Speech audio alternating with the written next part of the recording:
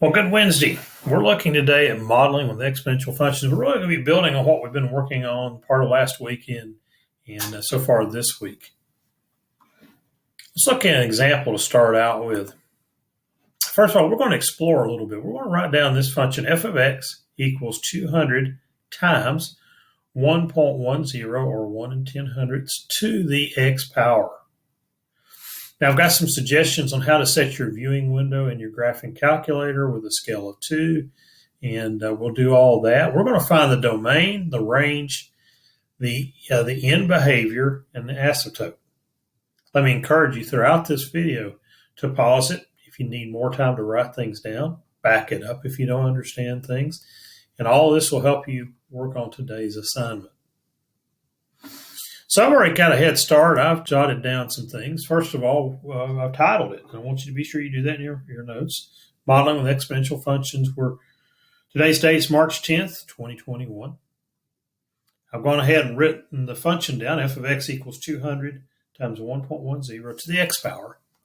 And I identified a, which is 200, and b, which is 1.10. Go ahead and write a place to put the domain, the range, the end behavior here as x approaches negative infinity and as x approaches positive infinity. And we're also going to determine our asymptote.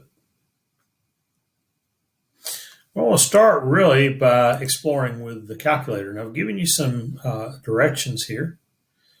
Now, I've already kind of got a head start. I put the function in the calculator. And I also suggested that you need to set your windows up a certain way just so we get a better picture of it. We know in this function that the y-intercept is around 200. And so it's a rather large function, a rather large graph. And so I'm going to back far out. I'm going to go to a y maximum on my y-axis of 1,000 and a minimum of negative 100. And we're going to look from left to right, x in the negative side. We're going to extend that to negative 20 and positive 20. Go ahead and change that scale to 2 just so you get a little better look at it. I'll graph it, and that's kind of what it looks like. It's a really large graph, remembering that this y-intercept right here is 200. Here's what I'm going to talk about. The domain of this, well, it continues both in the direction of the negative x-axis. If we look at all the x values going to our left, it will go forever. Likewise, to our right. So our domain, what we want to jot down for our domain is what we've done quite a good bit because a lot of these have been that way. It's all reals. Or let's write an interval to notation, negative infinity to positive infinity. Let's go back and look at the graph again and figure out what's going on with our asymptote. Well, we already know that it intersects the y-axis here, and without any sort of a translation up or down, that asymptote then sits at 0. In other words, this is going to get increasingly close to 0, but never touch it. So that means that my asymptote is y equals 0. And that helps me figure out what the range is. The range are all values of y that are greater than 0 because it will never cross that y-axis. So let's get that information down. First of all, my range is y is greater than 0, or we might write it in interval notation this way, 0 to positive infinity. The asymptote is y equals 0. Pretty easy to find the asymptote just by looking at whether or not it's translated up or down. In this case, it's not. We talked about that previously, talking about transformation. So then let's get to the end behavior here. Well, that's some strange looking markings there that we want to talk about. We've looked at it a little bit already. Here's what we're going to talk about. We want to know as it moves to the left. Now, what that says is x approaches negative infinity. Well, we know on the graph that means it moves to the left when we say approaching negative infinity. We want to know as it approaches negative infinity, what's going on with y? What's y approaching? Let's go back and look at the graphing calculator just for a second. So if I were to press trace, and I start going towards negative infinity. All right, so negative infinity is to my left. Now notice it's continuing to come down, and in fact, what's going on, and notice my y values that are 48.57. As long as I keep moving out in the x direction, I'll be getting closer and closer and closer to zero. And I know that asymptote is zero, so what's going on? As x approaches a negative infinity, y is approaching zero. That's my end behavior. Let's talk about the other part of that. As x is approaching positive infinity, in other words, going to the right now, so this is positive infinity, then y is also approaching infinity. It's going up. So all my y values are up in here. So my end behavior is, as x approaches positive infinity, so does y. Let's take a second and look at another example. We're going to explore this one much the same way. This is example number 2. We're going to use the graphing calculator. My function is f of x, so you might want to jot that down, equals 500 times 0.8. Now, we've discussed in class already that that is a decay. Why? Because my value of b is between 0 and 1.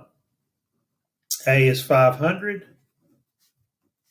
B is 0.8. So if you haven't already, jot that down as example number 2. If you want to, let's talk about the other things we're going to be considering. We're going to be considering the domain,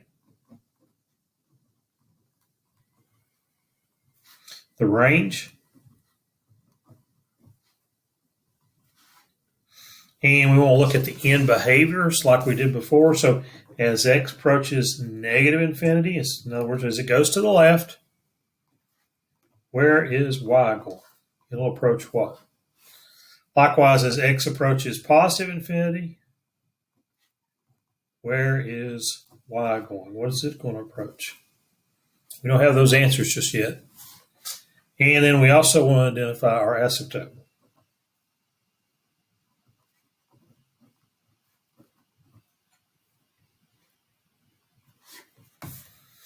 Let's go back to the equation just for a second, the function that we're looking at here.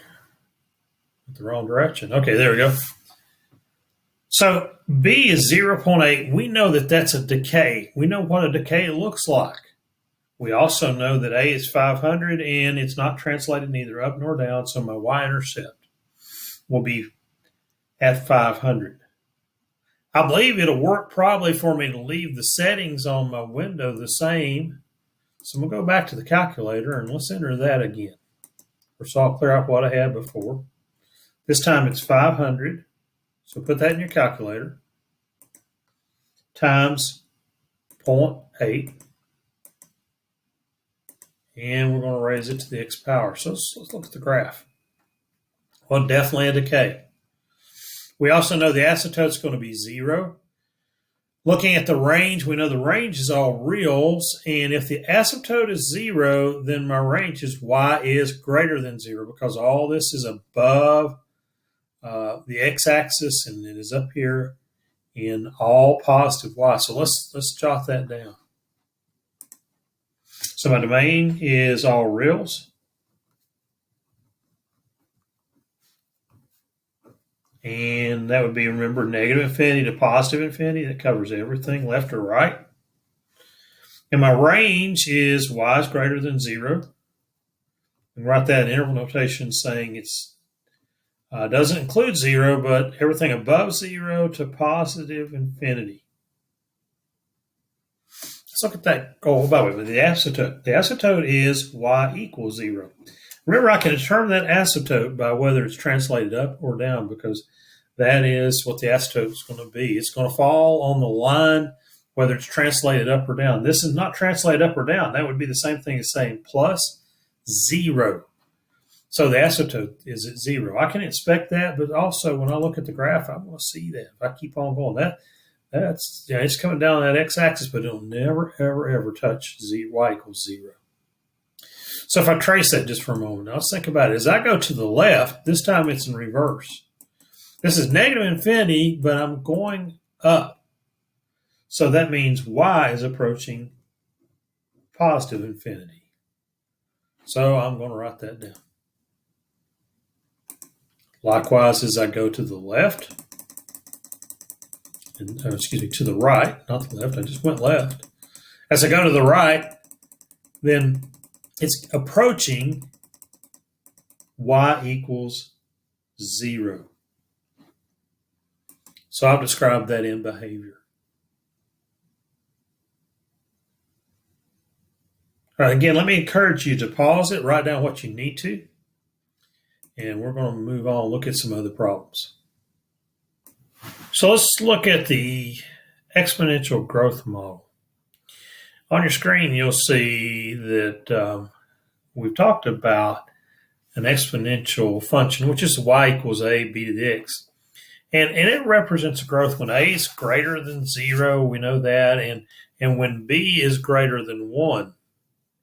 So we're going to write a function that is what we're going to call an exponential growth model. We'll change a couple little things, but really nothing actually changes. And we're going to look at it through a problem here in just a moment about a painting. So let me show you what I'm talking about. First of all, we already know that an exponential function is f of x equals a, b to the x.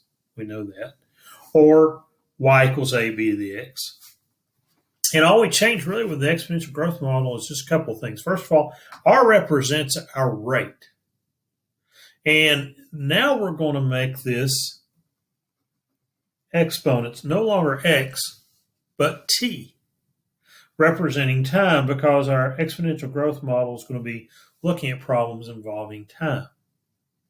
And we'll replace b. Now, b, determines our rate of growth. And we know in order for it to be a growth, it has to be greater than 1. So what we'll do is most of our rates will be in terms of a percent.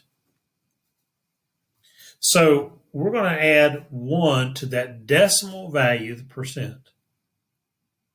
And then our initial value hasn't changed. It's still a. Let's take a look back at that problem that I mentioned a minute ago. A painting is sold for $1,800 and its value increases by 11% each year after it's sold. Find the value of the painting in 30 years and write an exponential growth function for this situation. So we're going to apply this growth function to that problem. So I'm going to write down a couple of things. First of all, the painting is sold for $1,800. So I'm going to write that down. And it has it's going to increase, so probably I'll write that down, by 11%. Now I'm going to go ahead and write 11% as a decimal. It's 0.11. I want to find the value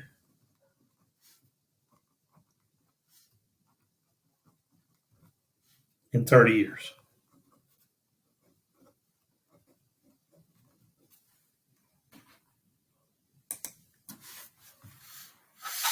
So it's sold for $1,800. It's a painting. I didn't write that down. But anyway, it's going to increase by 0.11, which is 11%. We'll find the value in 30 years. So we need to write a exponential growth model of this painting. What will be the value of that painting in 30 years? How much will that painting be worth? Don't forget, we're talking about a painting here. Make a guess. What do you think in 30 years at that kind of growth? How much would that painting be worth if it started out at $1,800? I think the answer might surprise you. So let's write it. So it's going to be y equals, now A is 1,800. Remember our initial value is always A. And B is going to represent 1 plus 0.11. So to write the exponential growth model here, it's just 1,800. We know A comes first. times 1 plus 0.11. If you add that, that's 1.11. And that's going to be raised to the t power because we're talking about time. So 1 plus 0.11. Let's see what that looks like in a graph. Now, in my calculator, I'm going to change a couple of things here. First of all, I've got the equation in the window. I will change a little bit. Notice, I could have put 1.11 here, but I just said 1 plus 0.11, just the way I wrote it. And that's fine. I'll look at the window. I want to change some things. Now, I know I don't need to really look at the negative side of the x-axis, and we'll talk about why here in just a second. I'm going to take the x max out to 40 because I know I want to go to 30 years. Maybe that's a good idea. Also, I've increased my y max to 10,000. I think I probably would do well to increase that a little bit more. In fact, I'm going to make it like 80,000.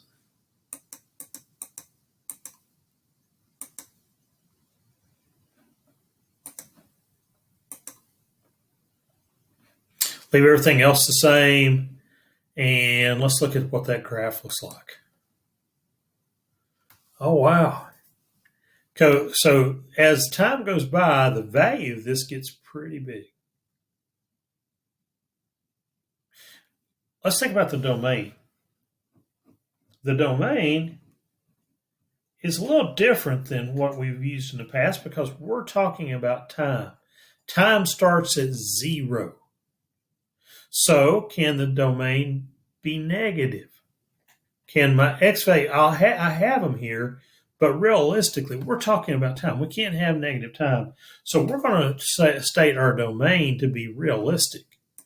Okay, so our domain is that x has got to be greater than or equal to 0. It could be 0 because when we first purchase it, that's a 0. So I'd write that in interval notation since I'm including 0 with a bracket to positive infinity. That's just going to kind of make sense. And then my range. Let's talk about that.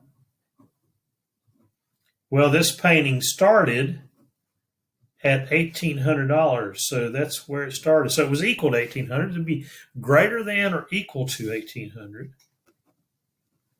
And so just like before, it'll be in interval notation, 1,800 plus infinity, or to positive infinity, excuse me. Now, it doesn't have a transformation up or down, so the asymptote, that asymptote still is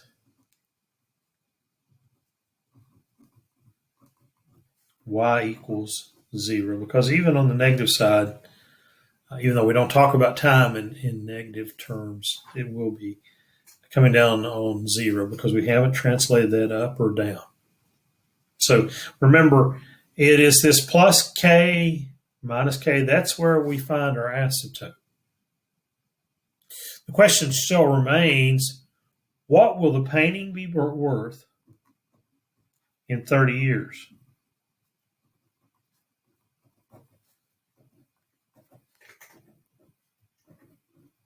How much will be worth? It will be worth how much in 30 years? I think my best bet is to look at the table. So I'm going to go second function table. Well, I've scrolled down here and I can see 30 is right there. That painting will be worth $41,206 in 30 years. Looks to me like that would be a pretty good investment.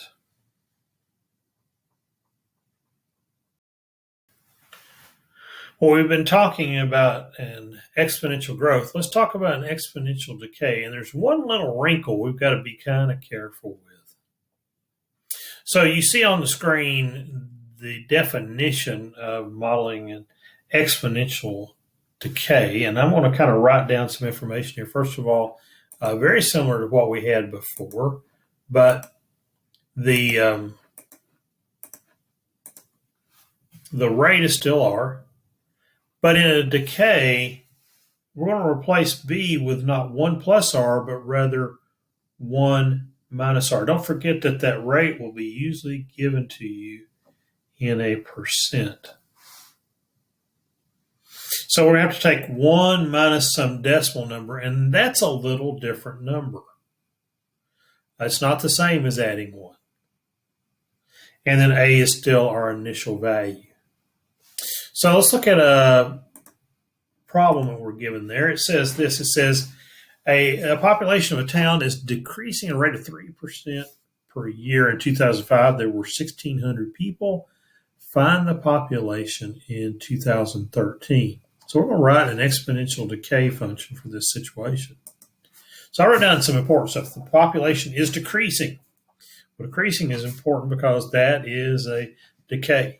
And it's decreasing at a rate of 3%, 0.03. In 2005, the population was 1,600.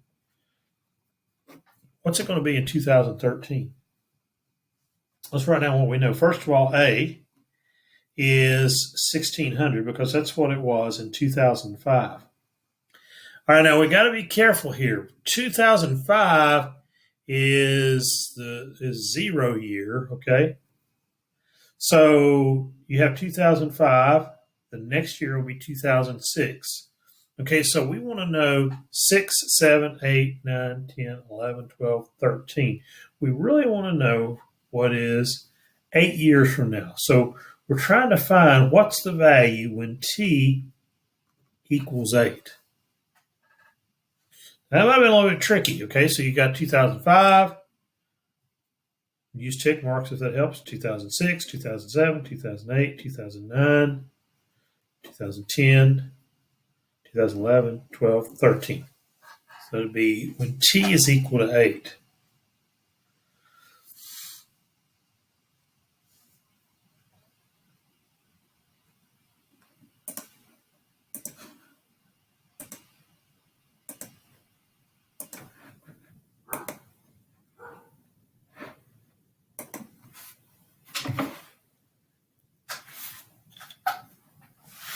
Let's start creating an exponential decay model. So I know it's going to be y is equal. We know that our starting value is 1,600.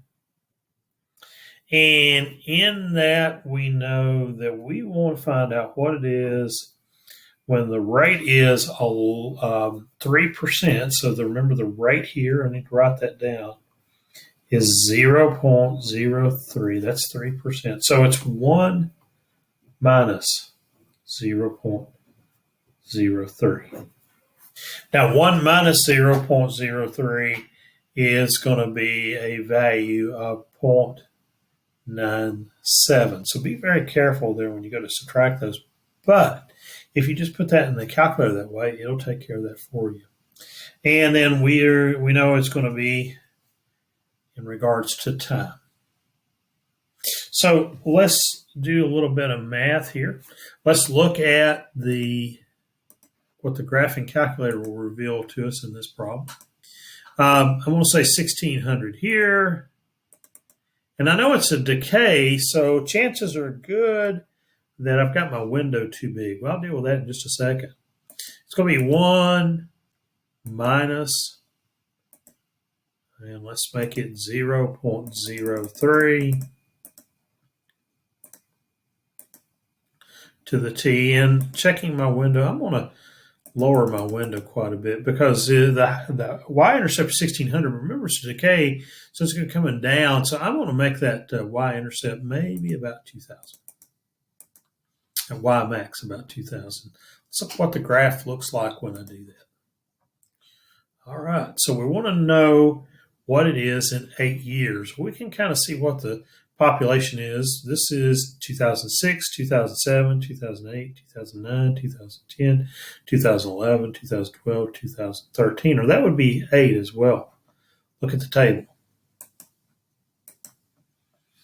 I'm up here in really kind of large numbers. I'll scoot down. And so I said it was 8 years. So when t equals 8, That's y equals 1600 times 1 minus 0.03 to the 8th power. Then y will be equal to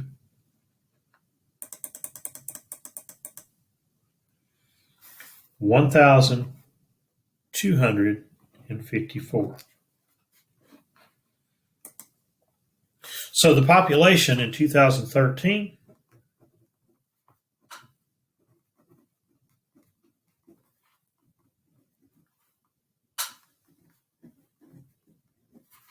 is 1,254. So let's talk about the domain and range and what the y-intercept represents in this exponential decay that we have just created a function for. Well, before we do that, let's go back and let's look at that graph one more time.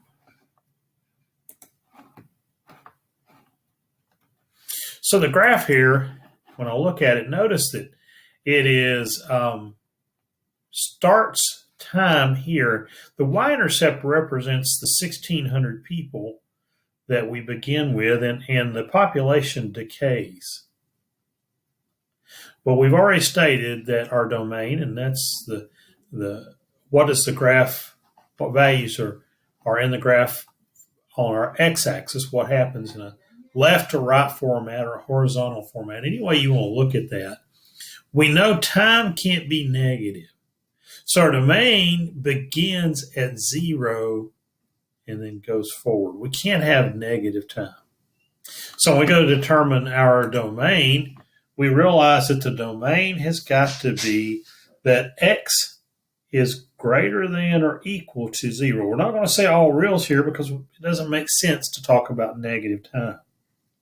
Now, we could write that in interval notation represented this way. It could be equal to 0 and then to positive infinity, and I'll use parentheses there. So bracket meaning is equal to 0 to positive infinity. Let's go back and look at the calculator again just for a second. Well, what about my range? Really, my range starts at 1,600 and the population decreases. Actually, if we went far enough at this rate of decrease, it's approaching 0, but it'll never be on 0. So the population will be 0. I guess in reality, population could be 0. But in this case, we're going to say it never really actually reaches it. So it's approaching 0. So let's write out our range. Remember, our range is the y value, and we find that it's between 0 and then it's less than or equal to y, which is less than or equal to our maximum number of people, or our maximum population of 1,600. So in interval notation, I could write it this way. It would be 0 to 1,600 people. It will not be over 16 because it's what we started with. So it could be equal to 1,600 people. Our y-intercept represents our initial value of 1,600 people.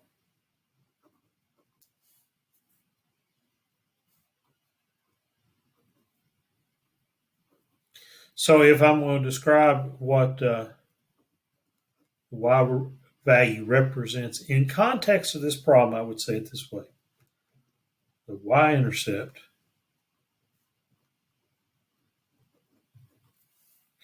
represents the population